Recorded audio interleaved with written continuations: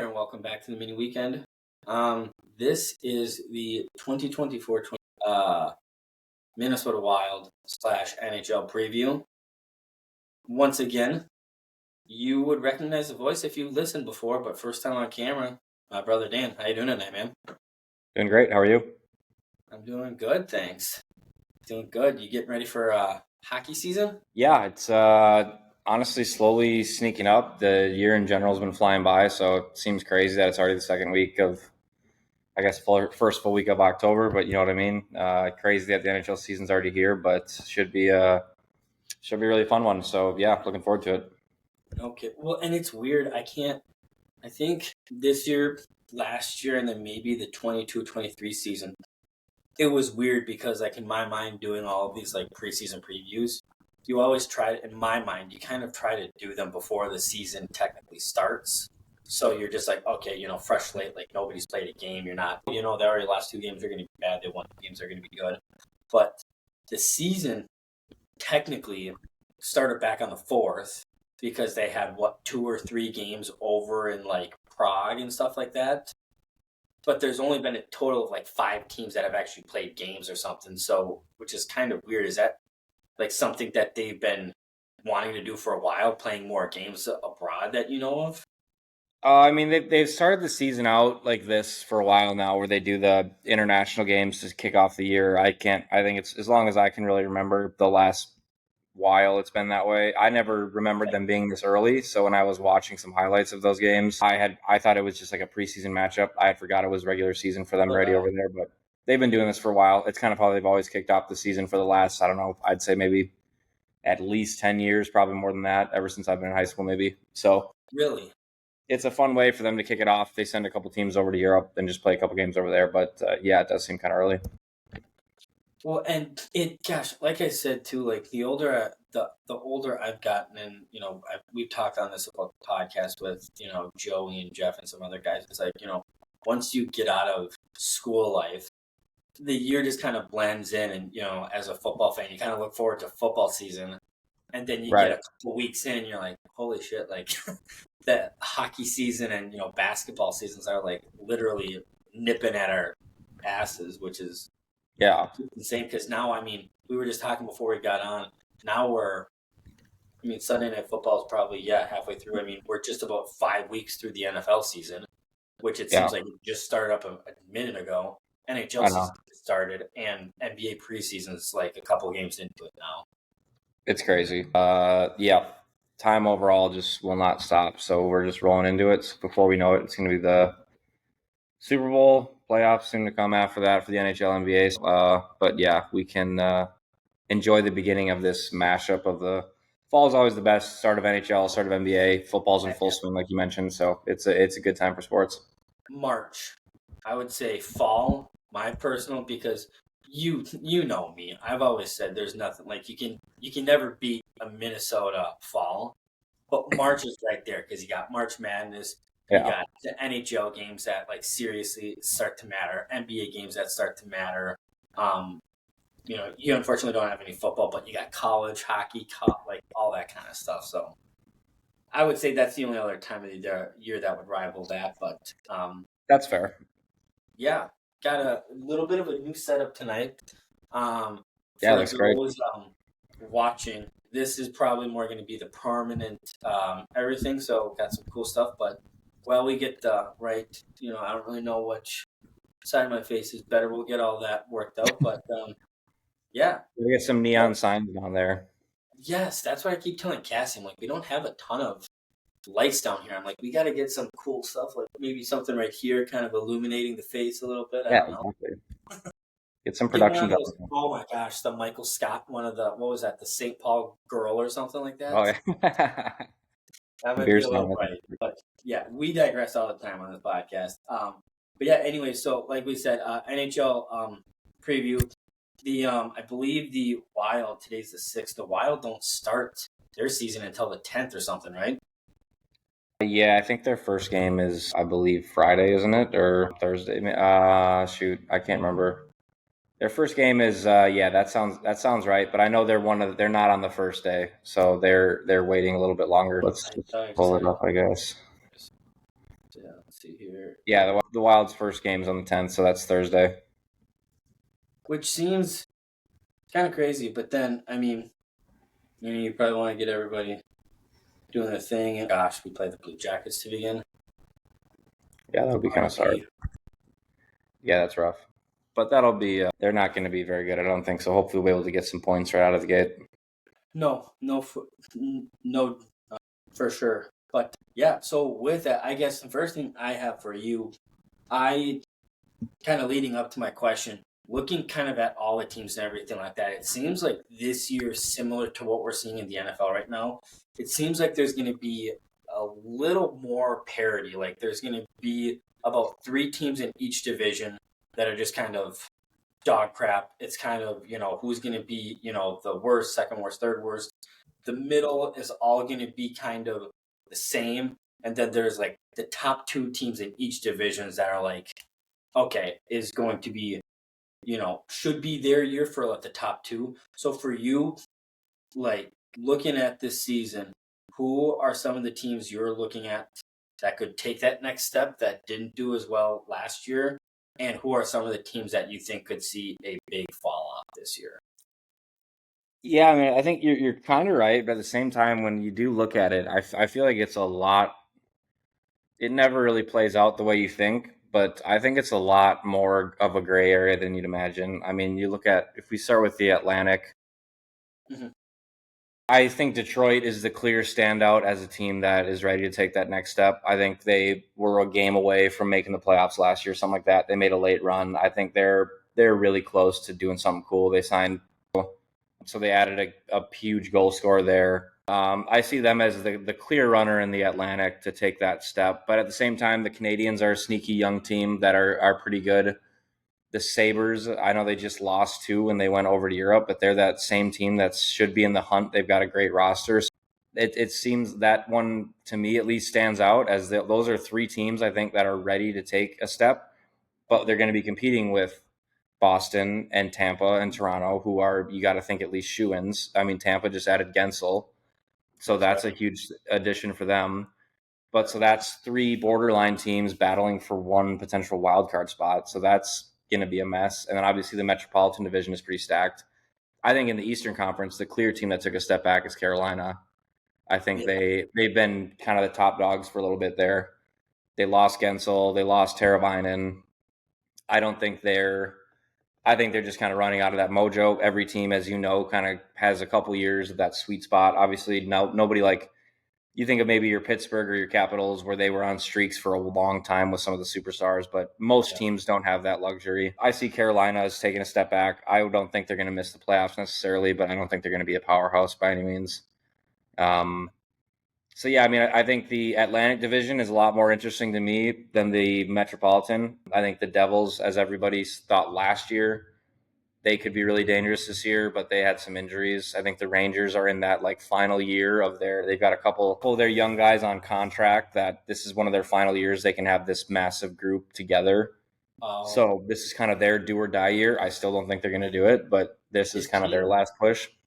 Side question really quick. Is Kane still on the Rangers? No, Kane's on the Red Wings. Oh, that's right. Yeah, he got dished to the Red Wings, and they went on that massive run. He was looking great, or not dished. He signed with the Rangers 2 years ago at the deadline, and then he had hip surgery around Thanksgiving-ish. I think he signed with the Red Wings, so he had basically a half season with them. But he re-signed with them. They got Tarasenko. Totally spaced. I'm pretty sure they signed a really good goalie. I can't remember who it was, but they got Cam Talbot, I believe. That could be. I hope I'm not wrong. That'd be embarrassing, but If they just added a couple key pieces, and they were already kind of right there. So I think they're going to be pretty dangerous this year. I mean, I'm not saying they're going to win a cup, but I think they'll make the playoffs.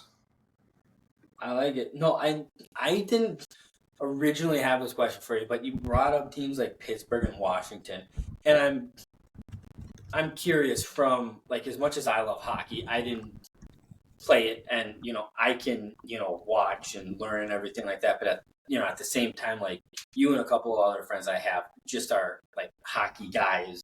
So when you look at teams like Pittsburgh and Washington, like obviously if you're Pittsburgh, you're never going to not re-sign Crosby, Malkin, or Letang. Like those 3 guys are going to be like they're going to be Penguins until they're done.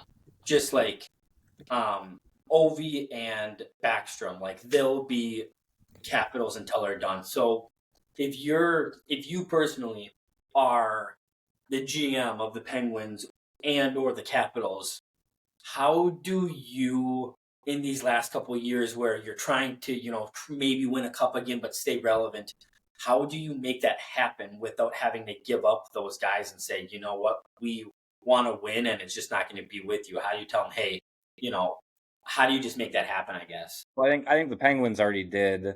They're going to have to lose Letang or Malkin. My bet is Malkin's either just going to retire or they'll trade him or get rid of him. He's the clear odd one out there. Not in any other sense than Crosby already just signed a massively team friendly deal, and it's better to keep one of your star forwards, one of your star D men. I think Malkin's either just going to retire or he'll be dished or traded or he'll sign somewhere else. 'Cause So even though Pittsburgh is already trying to do that. I think unfortunately they've got a harder battle than the Capitals. I think the Capitals have a bit of a younger core where Backstrom's already been out with some injuries for a while, so he's not even really been a part of that team. okay, They've made it clear they want to invest in Ovi. He's made it clear he's just going to retire as a Capital. So it's almost like there's nothing even for them to really think about. They're just doing everything they can with him. Again, I think the Pittsburgh one's a bit more complicated because, as you said, they've got those three guys. They also have Erik Karlsson, which he wasn't part of that massive core, but he's an older stud D man that they're going to have to pay, or they are paying. So my bet is Malkin will eventually not be a Penguin. He'll either just retire. I think Letang will probably stay that way. Karlsson might get the boot. I don't know. It's tough to say with those two. But Crosby just signed a massively team friendly deal. So it's like there is obviously buy in to do that, but I don't see them doing anything at all this year. I think Crosby's going to will them to, borderline playoff team. I bet they miss, but they're just too old. They don't have enough young guys. They were able to get away with the, stacking their team around Crosby and Malkin for a while. Not necessarily getting all those young guys brought up, a lot more trading, things like that. So I don't think they've got the pieces in place to really do a quick rebuild. People thought Crosby was going to get traded or signed somewhere else.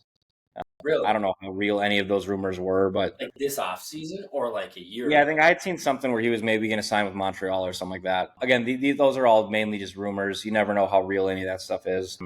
But I think it's at those times when all those guys' ships are sailing. Crosby, again, just signed a massive team friendly deal. So hopefully they can put some other pieces around him. I don't really see it happening. I think there's the guys they need are too expensive right now. So they're just going to have to go through that classic rebuild. But they usually draft pretty well. So maybe they'll be able to turn it around kind of quick. But they're looking at the end of their dynasty here. So, but as I mentioned, they went on a hell of a run. I mean, ever since we were in high school, ever since Crosby's been there, they've been in the playoffs. They won 3 cups with him. I mean, you can't ask for much more than that. They had a hell of a run. It's unfortunately coming to an end for them, but that's just kind of how these things go.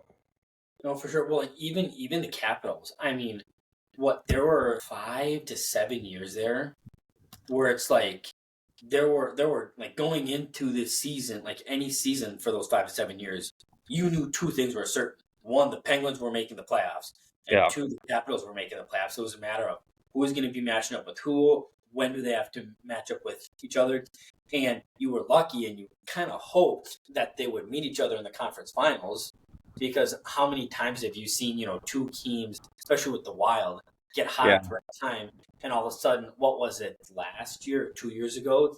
You have the Wild, who were the hottest team in the league, going up against the Dallas Stars, who weren't super hot, but were one of the most all around, teams. So it's like, Who that at that time you're saying the Wild were super hot or the Stars were super hot? what? Were you saying the Wild weren't super hot or the Stars weren't super hot? No, it was. I can't remember if it was. No, it wasn't last year because we didn't make it last year. But I think it was 2 years ago. We were going into the playoffs. We're one of the hottest teams. I think we were the third spot in the Central or wild card. But we had won like 15 of our last 18 games and lost one in over. Oh no, it was honestly the flip side. I know what you're talking about. I think it was 2 years ago. It was the flip side of we were having a solid season all around, and we caught the Dallas Stars as the hottest team in the league.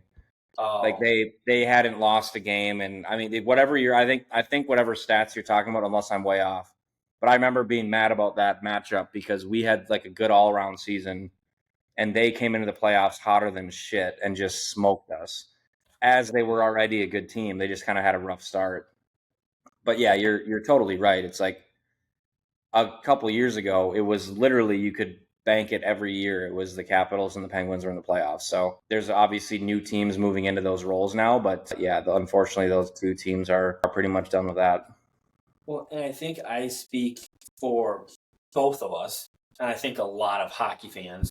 When I say, I mean, I'm pretty sure, unless I'm on drugs right now, we talked about this last year doing the preseason podcast too.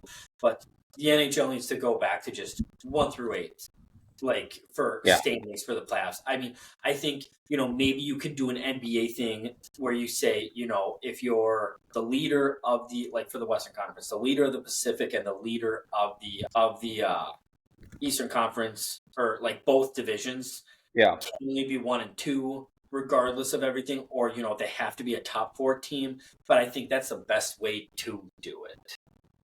Yeah, I mean, I think 100%. I think any respectable league, you have to do it that way. I think the NHL, it's so hard to even think about, because like we just talked about with that Wild Stars lineup, it's like the Wild at that time were one of the better teams in the league, facing one of the hottest teams in the league in the first round of the playoffs. It's like, it's just not how the playoffs is supposed to go. There's zero reward for having good seasons anymore. Almost, you end up running into buzzsaws almost no matter what. So it's like, and now granted, the always fallback argument is like, you have to beat the best in the playoffs anyways, which is very true.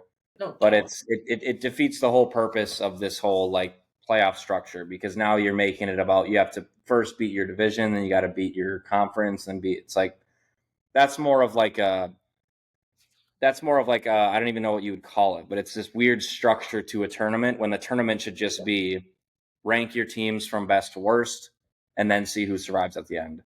No There's too kidding. much structure to it, and unfortunately, the Wild.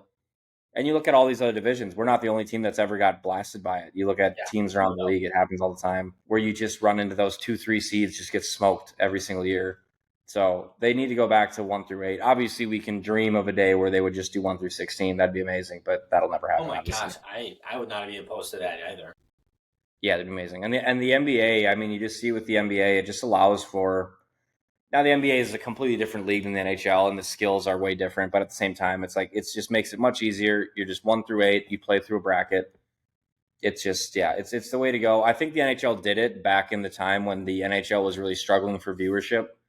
So it was Oh, more of a ploy to create these, now we really hate Dallas, or now we really hate Chicago. It's more, you want to create these rivalries. I think for the sure. rivalries are back. There's some really good animosity between teams nowadays. I think it's time to go back to the old way, because the first round of the playoff has just become a different animal than it's supposed to be, and so it's got to go back to normal soon. Well, and it's crazy because, I mean, you look at, like you said, you look at like any sport Yeah, at any level, like there's got to be divisions there, because people in higher ups are even the first to admit, like, the reason divisions are there are for scheduling purposes. right. With that said, if you're a Wild fan, you already play the Jets, the Avalanche, the Blues, and the Dallas Stars 5-6 times a year. The last team I want to see the Wild play in the first round are one of those 4 teams. Now, if we're 1 through 8, and it happens like that, great, fine, whatever. But the last thing I want is to have to play 7 games against the Colorado Avalanche. Okay, great, we win. Oh, now we have to play 7 games against the Dallas Stars. Like, I just saw them play both of those teams like a dozen times this year. I don't want to see them Right. play that many times in You playoffs. play them all year, and yeah, you're totally right. And it's like it's also like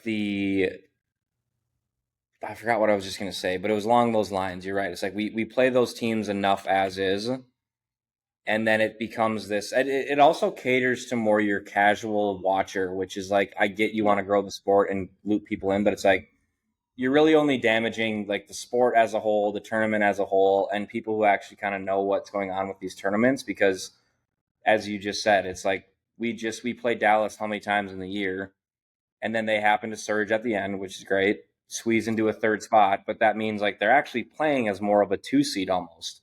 So just because we even have home ice advantage, they squeeze in home ice advantage. It's like, these guys could easily be the best team in the West.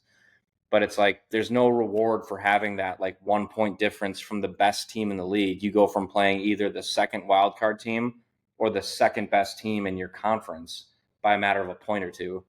It just makes Yeah. zero sense why that is the layout anymore. But at the end of the day, it's playoffs. You got to play the best teams anyways. Anything can happen. So it's complaining about some small minor issues here, but I really do hope they switch that eventually.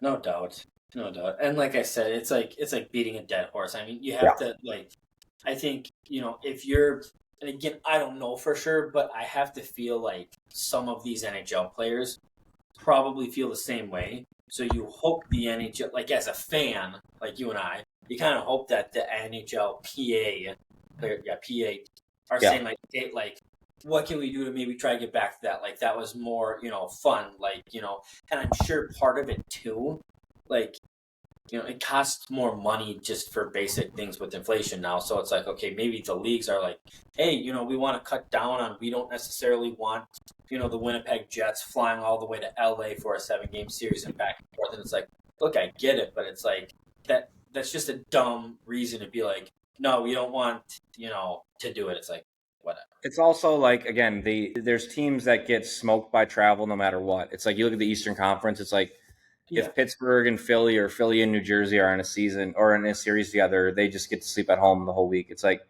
somebody in Dallas is never going to be able to do that. So it's like the travel aspect sucks, but that's part of being one of those more remote teams. There's just no way you can fix that.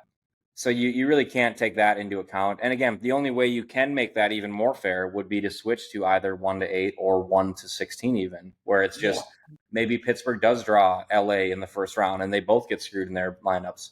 Yeah. But it certainly doesn't help when you make it, the wild card, see, all that stuff is just kind of crap. So they absolutely have to fix that soon. No joke. And truthfully, not even NHL related. I've talked about this for years at length, and I've had kind of a mix down the middle of positive responses from friends and like fans of the podcast, both ways.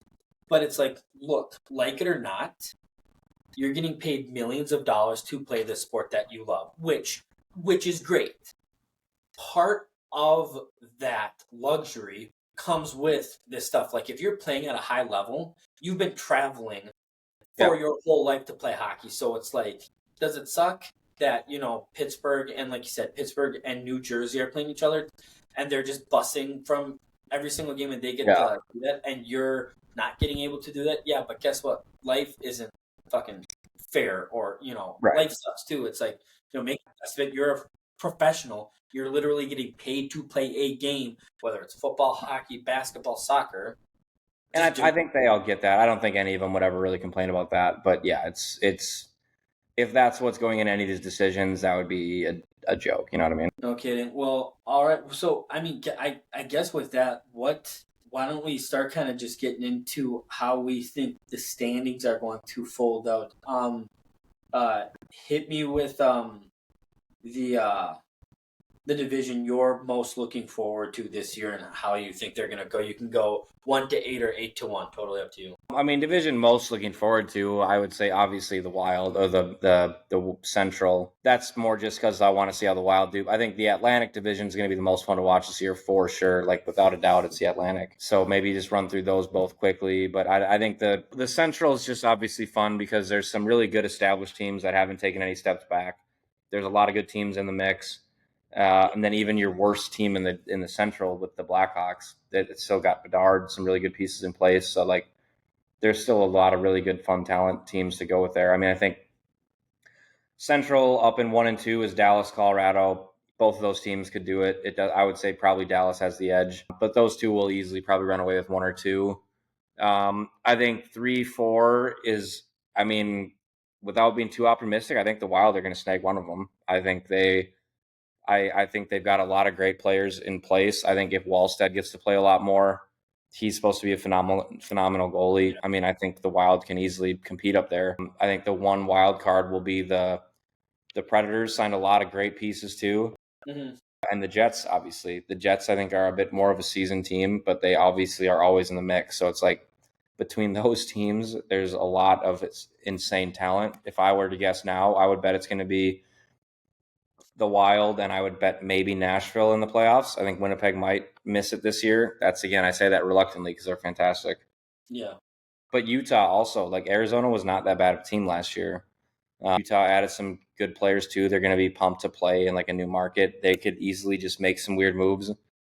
Yeah. And I think at the bottom is St. Louis and Chicago. I think that's kind of goes without saying, but you never know with some of those young teams like Chicago. They could just go on a massive run, be hot. You never know. So I really do think the Wild are going to sneak in. I think they could be sneaky good this year. I think they'll be one of those teams that are in the hunt all year. Whether it shakes out that way at the end of the season, we'll see. But that's what I would say it's going to go. Probably Dallas, Colorado, Nashville, Minnesota, Winnipeg, Utah, St. Louis, Chicago would be my final guess. Yeah, no, I'm not that far off from you too. I have Dallas.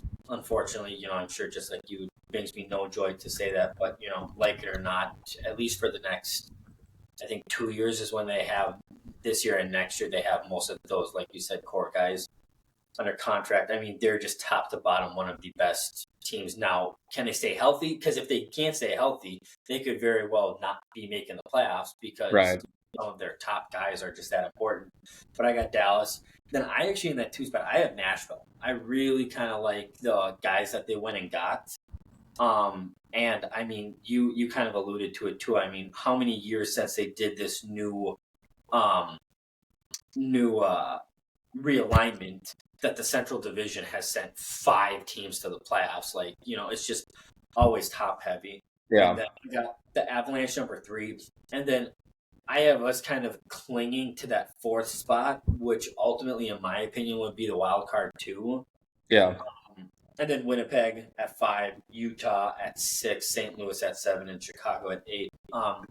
After we get done with all of the standings, I want us to spend some time, like we talked about beforehand, too, looking at this Wild team and kind of dissecting them a little bit. But really quickly, what, in your opinion, is what's the one thing on this team that makes or breaks this season, essentially?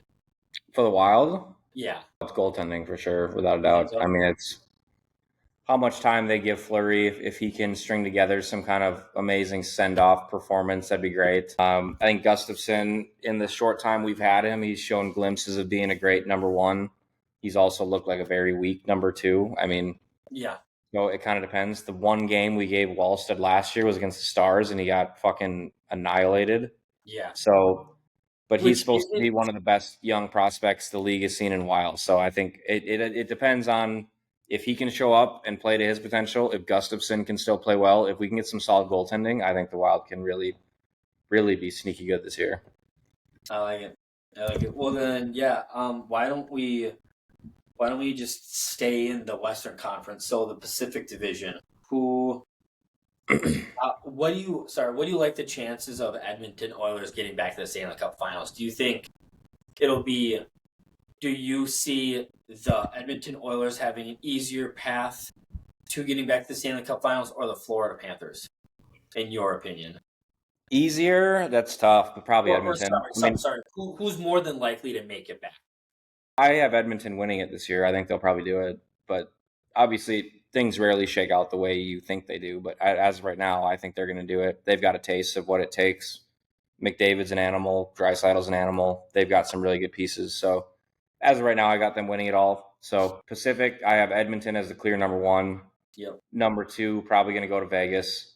I think they always just kind of show up. I think they had a little bit of an off year, obviously, but I don't really see Vancouver doing the same thing they did last year. I think they went on a bit of a Cinderella run. They're obviously still a great team, but I don't think they'll be as dominant as they were before. So I think it goes Edmonton, Vegas, Vancouver. Between LA, Seattle, Calgary is really kind of tough.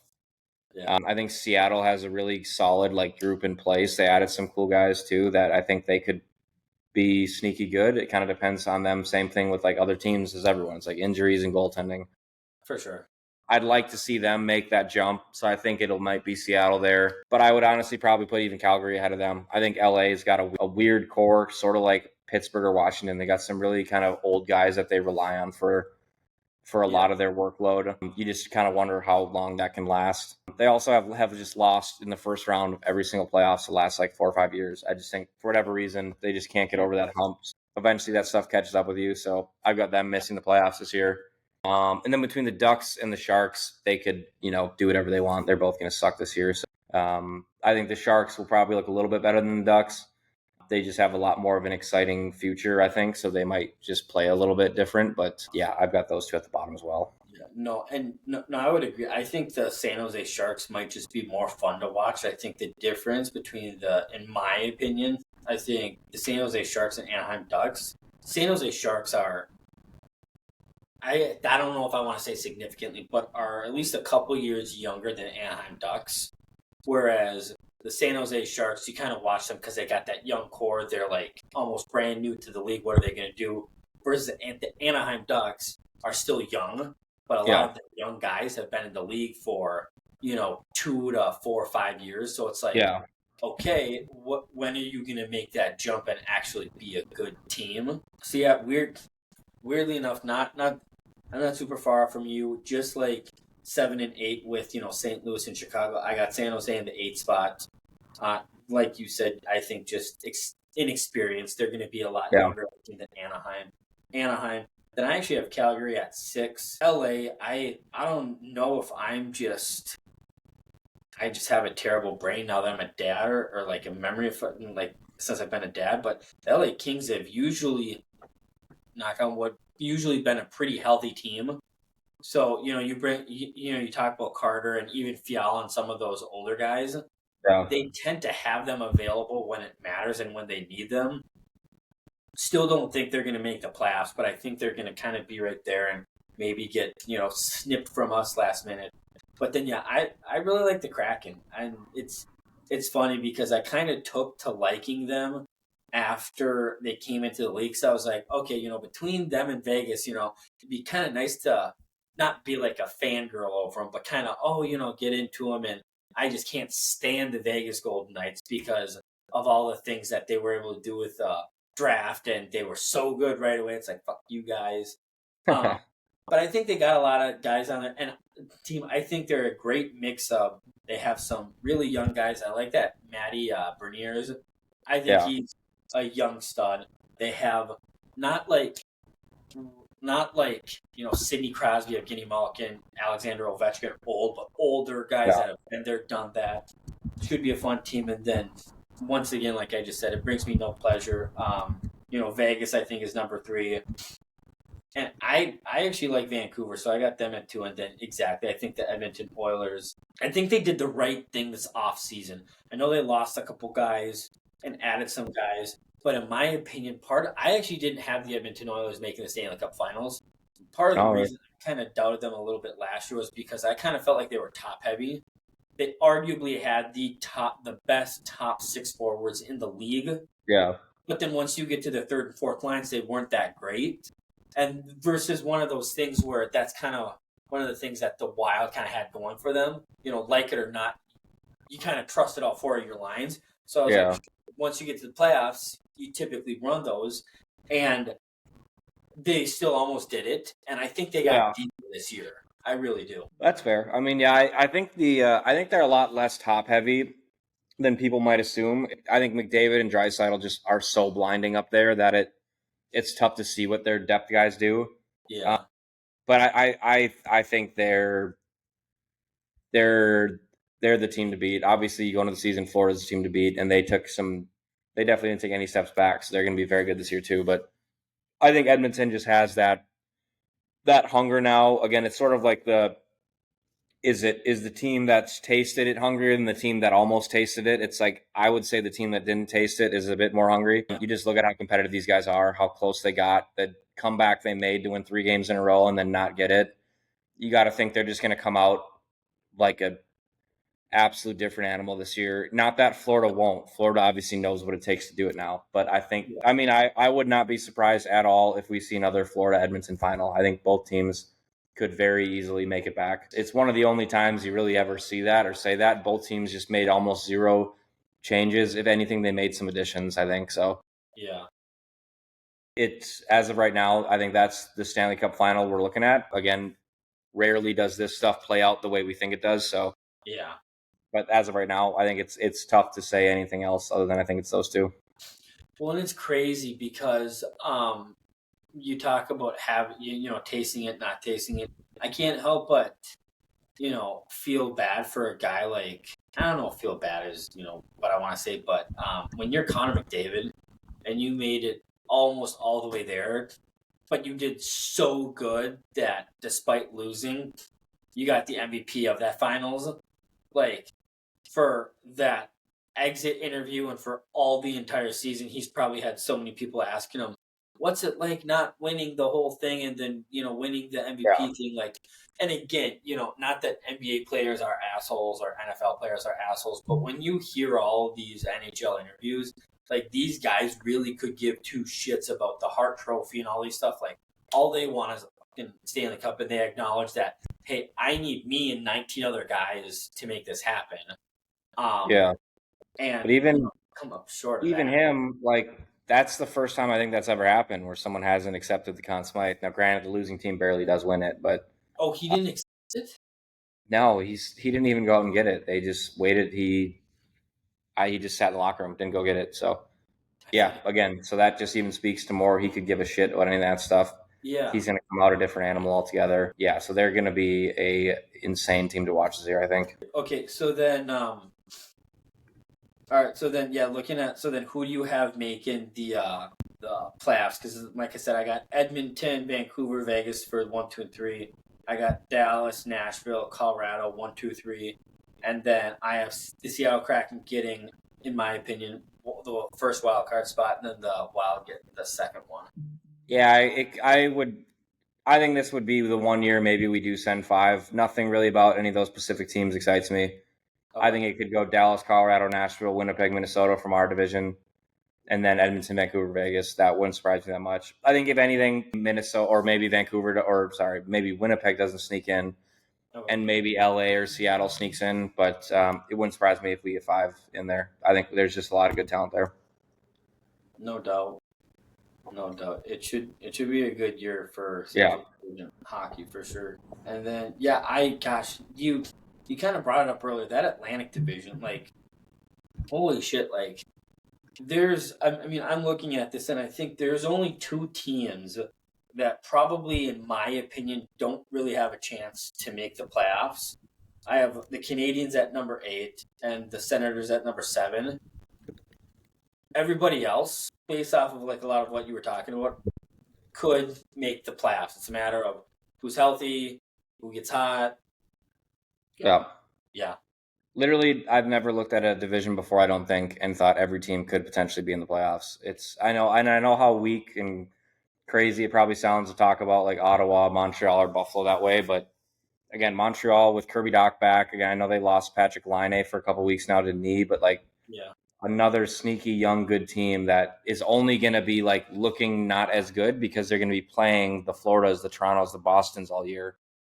yeah, Same with Ottawa. It's like they got a lot of really good pieces in place. I think they just get hammered all year because they play some of the best teams in the league multiple times. So yeah, that division will be insane. I think the clear step back team there is Tampa.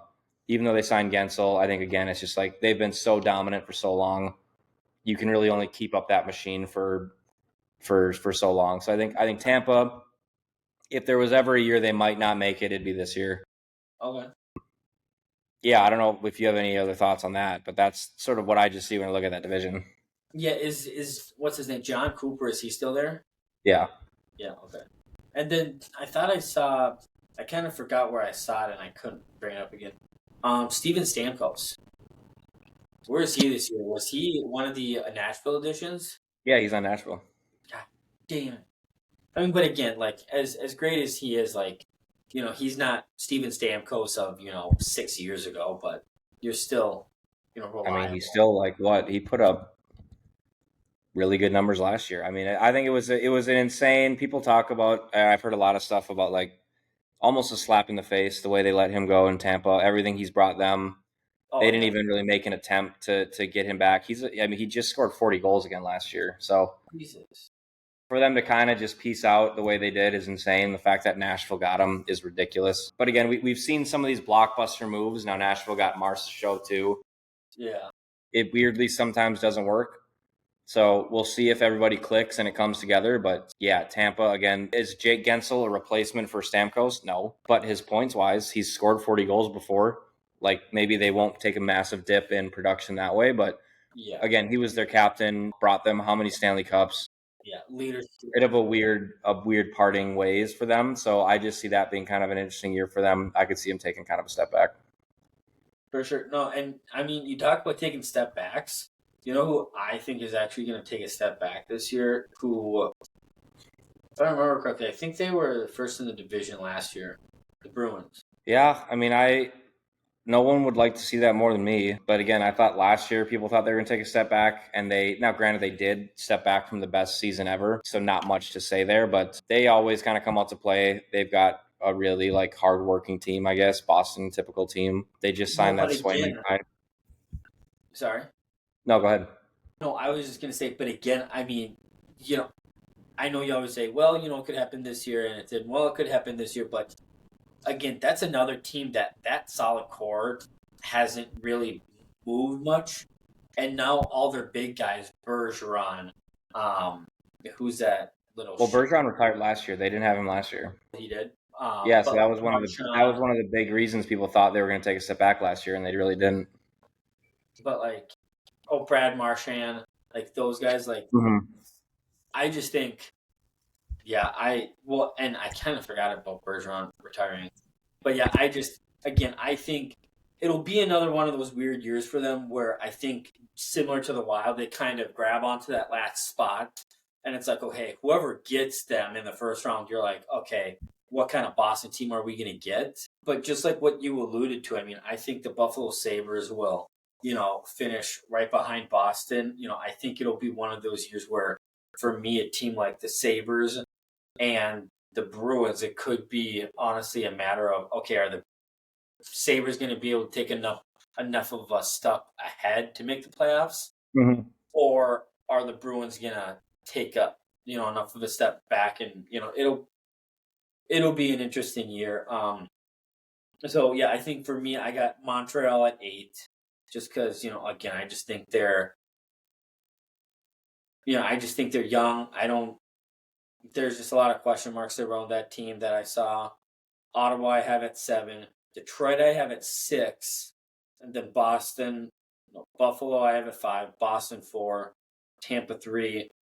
Toronto 2, and then Florida at 1. I mean, you talked about it earlier too. I think you look at the winners of the Eastern Conference and the Western Conference. Yeah, They're the teams until they're beat. pretty much. Yeah, yeah. I mean, I think the only main differences I have there probably is maybe the Tampa play. Again, I see them closer to like a 5 there, 4 or 5. I don't hate You're that. definitely right. I think I've got Florida number 1, Toronto 2. I think that's a clear 1-2. Yeah. 3, 4. Again, it's like between Detroit, Ottawa, Detroit, Buffalo, Montreal. It's like, I don't know if any of them are good enough to be that 3. That's the only thing. So it's like I kind of have Boston at 3. I could Okay. see Detroit filling that 3 spot. So I could see it Florida, Toronto, Detroit, Boston. But again, it's more like you look at those teams that we kind of think might take that next step. And it's like, I don't know if they're good enough to be the 3 team, but they're good enough to be around that 3 team. That's true. So I think the teams that I have for sure missing, although they could surprise everyone, is Ottawa, Montreal. I think they're not quite there. But again, they very well could make a move. But I think Tampa will be a borderline wild card 2 spot. I think Buffalo should be that wild card 2 spot. But yeah, I mean, I think Detroit is the one that I think has taken that biggest step to make it into that spot. Interesting. I like it. So do you have 4 or 5 teams going from the Atlantic into your? Sorry, yeah, that was a little from the Atlantic. I've got 5 right now. Again, I know these are stupid hot takes, but I've got 5 coming from them right now. I've got Florida, Toronto, um, Boston, Detroit, Tampa, and the bottom 3 in no particular order, really, but Florida, Toronto up top. Like I said, I don't hate it. I don't hate it. And then yeah, what about that stinking Metropolitan Division. I mean, I can't help but think there's a little bit of a changing of the guard because Yeah. when we were kind of in high school and even in college, like it was unheard of if the Metro and the Central divisions weren't sending 5 teams, just because at the time the Flyers were unbelievable, the Penguins were great, Washington Yeah. was great, you know, and then both the Islanders and Rangers were usually always awesome. Like, I mean, even the Blue Jackets were competitive with them for 5-6 years. So, how do you kind of have that shaken out?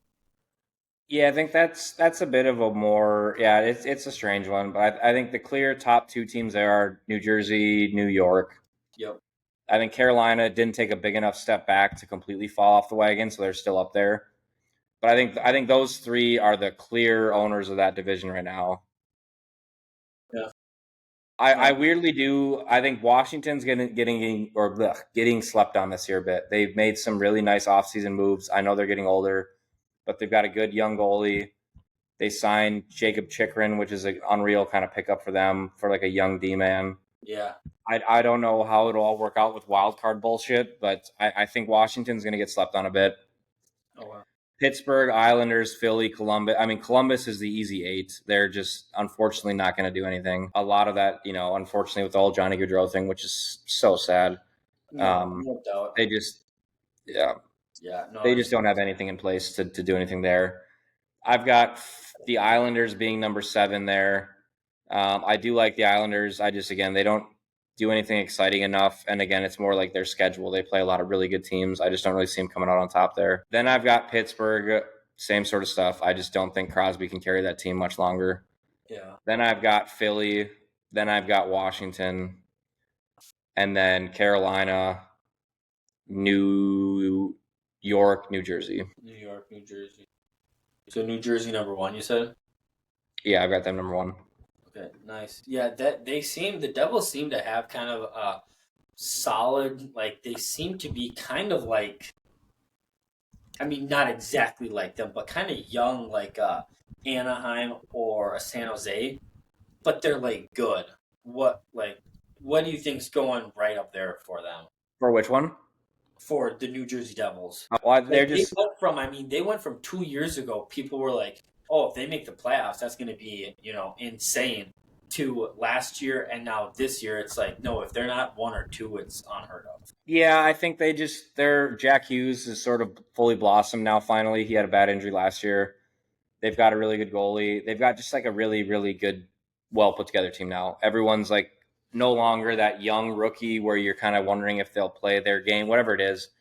Oh, They're for sure. all in that mid-season sort of junior year form where they're no seasoned veteran by any means, but they're coming with a lot of energy and skill. So again, with the Devils, for them, it's for sure pending no injuries. I think they take that one. But the Rangers are also kind of in that same ish boat. They're in a bit more of a older season situation where next year they're going to have some contract issues. But the Mhm. Rangers are also going to be very good this year. So those two will battle it out for the one spot. But yeah, the Devils, I think, if they're all healthy, will be scary this year No, I like it. Yeah, I was just gonna say hearts go out and prayers and everything to the Blue Jackets and obviously the Goudreau family. I mean, gosh, for I sure. just Yeah, again, it's with a heavy heart to be like, obviously, it's easy to put them at 8. They're without like literally their best player, and you know, yeah, who knows? Maybe they have one of those years that they're like, hey, we're doing this for Johnny, and they end up being a 3 or 2 team or something like that. I just don't see it happening. But yeah, like you yeah. said, Columbus, is my 8. Philadelphia, I had them at 7. I kind of went back and forth with that because Philly's always one of those teams that they're always like they're similar to like a Boston. They're just always pesky and they find Yeah. weird, like sloppy, stupid ways to win games.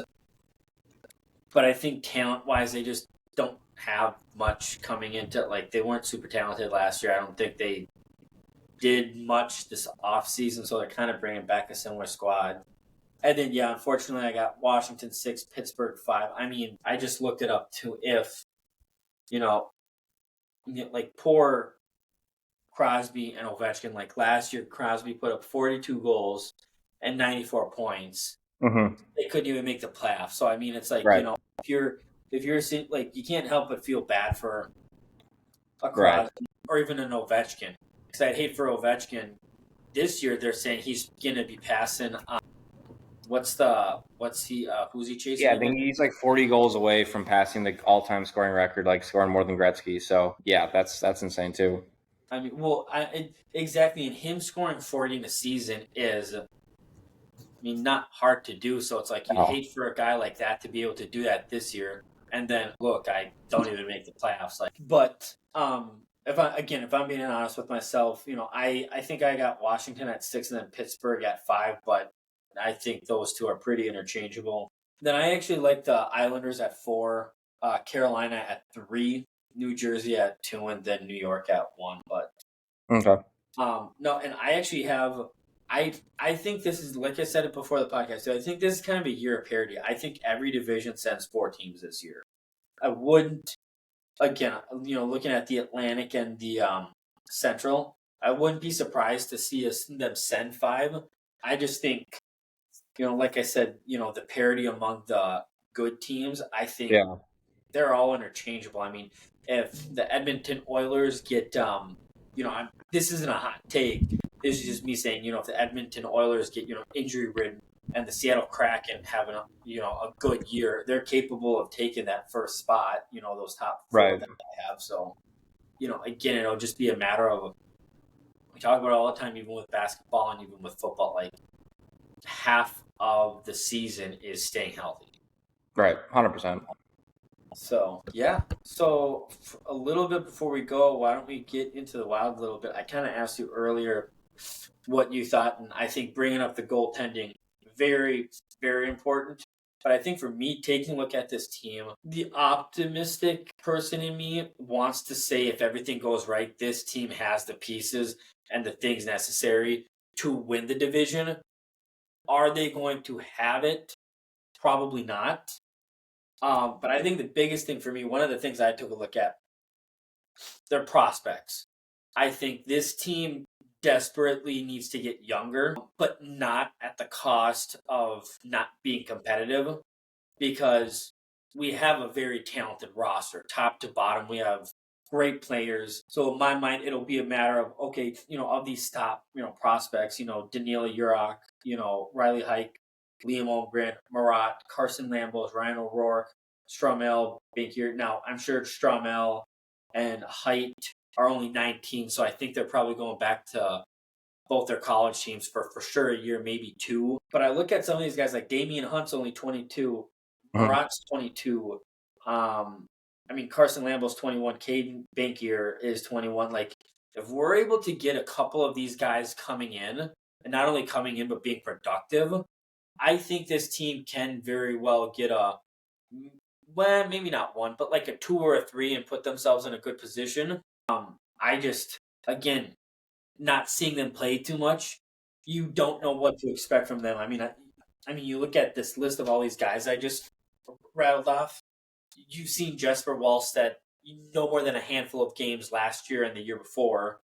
Um, and then Carson Lambos has played a couple of games for us. But other than that, all these guys, I don't think, unless I'm wrong, and please correct me if I haven't, or if I am wrong, I don't think anybody else has played a game for us yet. For who that? What's his name? The Like between guys like Danila Yurgov, Riley Oh Height, yeah, no, yeah. yeah. Most of those guys you listed off, as far as I know. Again, we've got a couple of really young guys that, or not, I shouldn't say really young, but new guys that should be joining the team this year. Yeah, so you're spot on there for sure.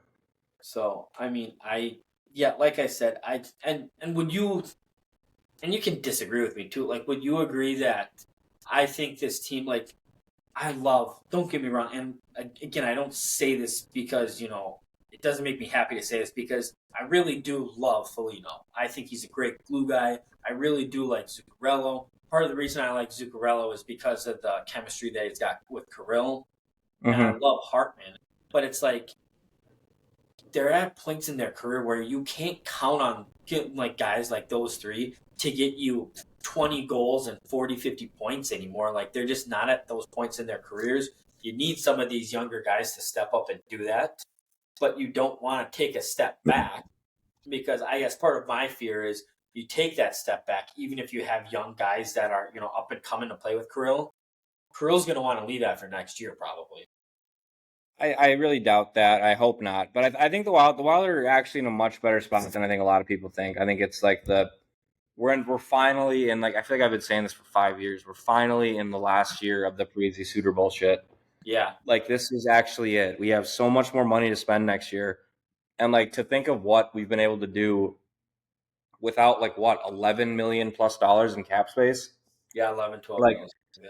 that's kind of unbelievable to think about. Like, we've been a competitive team, playoffs a couple years, better team in the league without 11 plus $1 million in cap space. Like, most teams scrounge out every penny they can to be as good as they are or be as effective as they are. We're doing that with just dead cap space all over the place. So I think the Wild are an insanely good team that people are going to sleep on for the next year, 2 or 3, because once we're able to spend that money a bit more effectively, we're only going to get better, like, quite literally only getting better. This year is a bit of a let's see what happens kind of year, but I think to your point, I don't think I could ever see them winning the division. I don't think we're at better than Colorado or Dallas by any means. But that 3 spot, I think, is up for grabs. I would not be surprised if we snagged the 3 spot. It's more just like the last year, our goaltending was so bad that we just couldn't. We weren't not scoring. We just weren't able to keep pucks out of the net. So Yeah. if we get some hot goaltending, all of a sudden we could be a dangerous team. But again, this is one of those years where I hope we don't, like, do something crazy and fire our coach or fire Billy Guerin. Like, this is finally their year where they just are done with the shit after this. So it'll be a super exciting time to see what they do next season. But again, it's crazy to think all the stuff they've done with this dead cap shit. Yeah, no, I would echo probably a lot of that, if not all of it too. I truthfully, for Minnesota sports, I trust Garen, and you and I have talked at length with being 5 weeks into the Mm-hmm. NFL season right now too. Like I I trust Kevin O'Connell and Kwesi Adefo Mensah. I finally figured out how to pronounce his name correctly. I trust those guys with the state of the Vikings. I trust them to do what they need to do Yeah. and to make the right decisions. And I trust Billy Guerin like that too. I think a lot of it doesn't always work out, but I think Billy Guerin is one of those guys that, hey, he's been there, done that as a player, and that is Right. perfectly translated into his position of power. Now, I can't speak on, what's the name? Who's our coach again? Hines. Hines, yeah, that's right. I don't really know if we fire him or not this year. One thing I would probably stand by is I would not. I think Guerin's job is safe, in my opinion, for the next 2 years. I think if you're, it's Craig Leopold owns the team, right? I don't know if he's still the owner. Let me check. I can't remember. But while you're checking on I don't that, the think only he is reason though. I'm pretty sure he owns. Yeah, yeah, he is. Never mind. okay, he is. I think if you're Leopold, I think as much as you may be getting impatient, because again, 2 years ago you made the playoffs. That was a year with Dallas. Make the playoffs, get bounced up first round. Last year, you don't even make the playoffs. So there is a level of urgency, like, hey, let's get back in the playoffs, which kind of brings up my next point. I think the standard for a successful season for this Wild team, make the playoffs.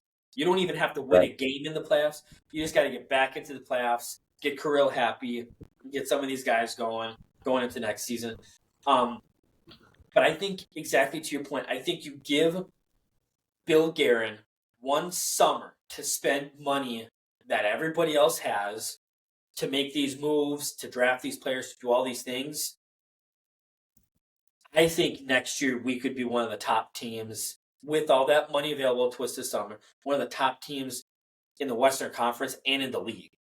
Yeah, Because I we mean, will be again, able it's to get it's some of tough. those He's been in the place for a while, so you kind of understand it's a bit of a shorter leash, maybe. But even one season is like, give the guys a little bit of time. But yeah, you're right. It's like he needs at least a little bit of time to do something. But absolutely, the Wild are right on the cusp of being a super competitive team in the league for sure. I like it. Well, and I'll go first, but I'm gonna tell you this because I didn't tell you this beforehand. Before I let you go tonight, I'm gonna ask you for two, and I'm sure maybe you did because we did this last year too. Two bold predictions for the Wild this year. While you think of yours, my first one, I think I, I still don't know who I want to go with, so I'm not going to clear and concise. I think either Liam Olmgren or Marat make the team and play Wild hockey for the majority of the year, and whoever does scores at least 30 points for us. I think for this team it'll be one of those weird years, I talk about we need that production from the young guys. I think there will be one or two guys that'll make the team and will have a Marco Rossi, improvement year and kind of show that, okay, they're going to be, they may not be Kirill because there's only one Kirill, but they're going to be reliable. They can be another goal scorer for us. It's just not going to be what the Wild needs to see necessarily this year. Yeah. But I think that'll be the first thing that happens. Once again, I know they're bold predictions, but I'm not standing to specific names or times. By the end of the season, Jesper Wallstedt will be our starting goalie, and we will have already traded, and that'll happen after we've traded Gustafsson. I think you talked about it earlier. I think Gus has just been, don't take this to heart. He's kind of been like a Kirk Cousins. When he is doing his thing, he can be a great goaltender, and he can get he can get 2 or 3 shutouts in the span of 5 games back to back to back to back. He's just been too inconsistent. I think Marc-Andre Fleury, like it or not, I think he's proven. And like you say, you have a little bit longer of a leash with him because he is a veteran. He's been there, done that. He knows how to bounce back from these games. But I think it's time. I think it's time for Jesper. I think last year we saw him in a handful of games. The first one, exactly, you brought it up. He got absolutely railed, and that wasn't completely fair to him because at the time, the Dallas Stars were in the middle of a 5 or 7 game winning streak or something like that. But we saw him in 2 other games. I think I'll have to pull it up here, but I think he played 5 games for us, 5 or 6 games, and I think 2 of them were shutouts. I don't know if he did. I think he played I thought it was 2 or 3 games, but he definitely got 1 shutout. Yeah. Yeah, I mean, I honestly gotta admit, I forgot the hot takes thing was a shutout or was a thing today. I think for sure Wallstedt being a number 1 it's hard to really classify what's a hot take, what's not. I think he will definitely be our number 1 by the end of the year. I think Kirill's going to finally get over the hump, score 50 this year. Ooh. And I think it is a hot take to say that I think the Wild are going to make it in the playoffs. I don't think it's going to be even a last game of the season sneak in. I think we'll comfortably make, whether it's a wild card spot or not, I think we'll comfortably make it into the playoffs. I'm not really worried about these guys that much. I think Rossi, another one would be I don't see Rossi's point production dipping at all. I think he's going to come back and be great. So yeah, those are just a couple, I guess. Nothing too hot for me. But again, I think it is a bit of a hot take to firmly say I believe they're going to make the playoffs this year. No, and it's like I said, it's one of those things. I can't remember. Yeah, Matt Zuccarello is a right wing, and like I said, you're not going to dump guys like Hartman and Zuccarello until there are guys that are just ready to take those spots. But with Matt's being a right wing, as a as a Wild fan, you'd love to see a guy like Stramel or one of these young guys within the next year or 2 show that hey, okay, maybe it's not Matt Zuccarello chemistry, but hey, they're playing really well together. Because I just I think one of the things that gets me excited about these young guys is you go online and you have literally professional scouts and professional people out there saying, say what you want. The Minnesota Wild have one of the best draft prospects, or draft prospects in AHL teams. So yeah, I'm excited. Part of me wants to just say if we get a third into the season and we're bottom feeding, part of me is just cut some of these old guys and just have some of these guys up there. It kind of translates a little bit to the rookie quarterback in the NFL. Yeah. Which I was talking about last year. It's look, as good or not as Kirk Cousins is, I'd rather lose 3 games in a row with a rookie quarterback at the helm rather than losing 3 games in a row with a guy like Kirk Cousins at the helm. Yeah. But again, only time will tell, and we'll just have to see how the dice shake out. Yeah, it'll be exciting to watch. All right, I like it. Well, once again, thank you for coming on tonight, man. We'll have to do it again soon, and I'll have to get together for a Wild game too. Yeah, absolutely. It'll be great. Thanks for having me. It was a great time, and yeah, definitely we'll have to do it again. Let's do it. Till next time, Minnie.